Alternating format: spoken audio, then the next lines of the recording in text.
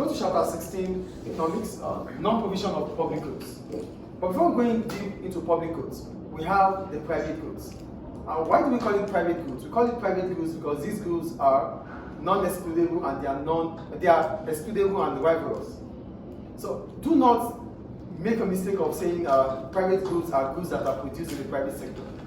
It's not about the private sector. In as much as the good we're talking about or the good in question need the consumption of it can stop consumption of it from one individual can stop the consumption of another individual. It's a private good. So either in the public sector or the private sector, in as much as that good or the goods or the services we're talking about can stop one individual or certain individual to stop the consumption because an individual has consumed that good product or good, then it is a private good. So in essence, a private good is a good that is excludable and rival. That's a private good. Can you give an example? Example of a private good. Like the marker, it's a private good. We have to pay for it. So when you go to that supermarket or the shop or the library, as soon as I buy this, there might not be another one left. So you only buy it because it's available. So as soon as you buy it, someone else cannot buy it. Or it is restricted to certain individual who can afford it.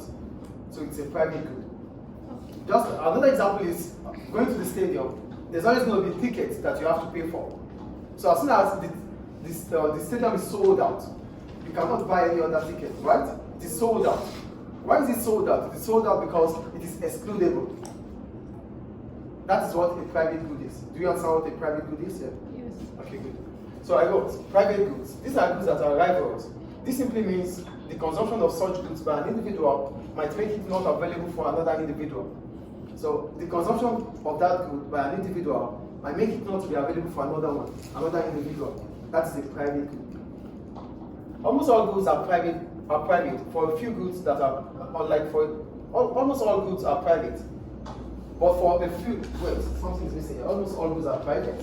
For a few goods that are, except for a few goods that are public goods. So what are public goods? These are goods that are non-rivalrous and non-excludable. So we call them public goods because your consumption does not stop my consumption, and your consumption does not reduce my consumption. Get the 2 points I'm making here.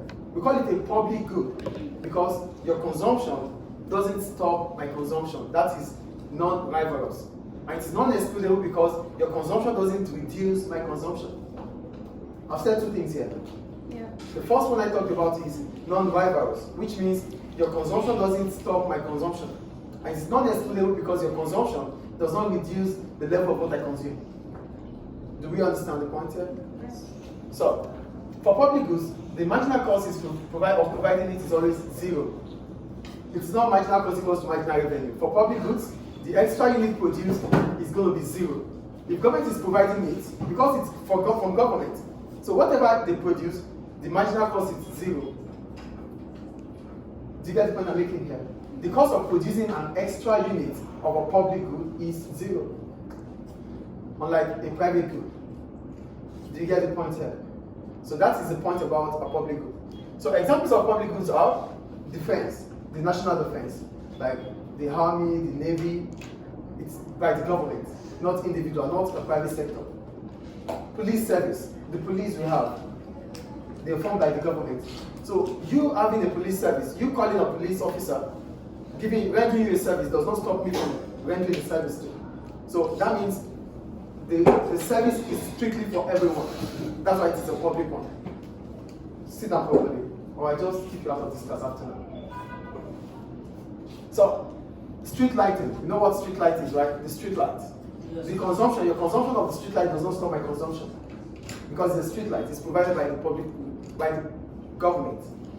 Then judiciary and prison service. The judiciary is talking about the court of law. It is owned by the government, it is run by the government. And the prison service. Though in some countries the prison service might be private, but most prison services are from the government. So these are examples of public goods. Do we understand the examples of public goods? Yeah. Do we understand the examples of public goods, please? Yes.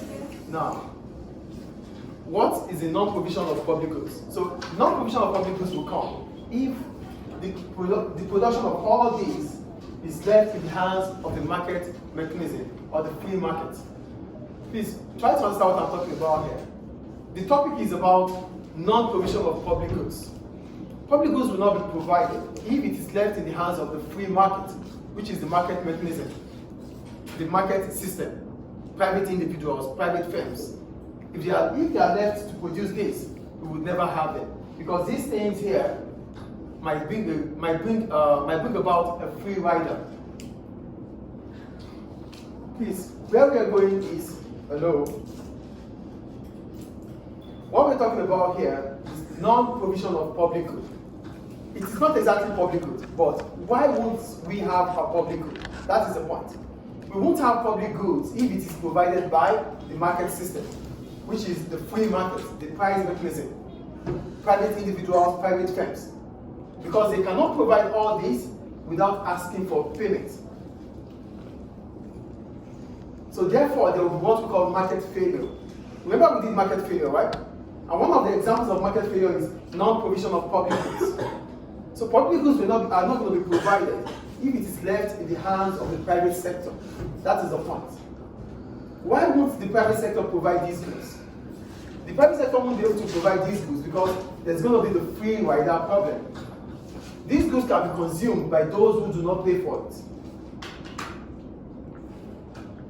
Do you understand why the private sector would not provide these things?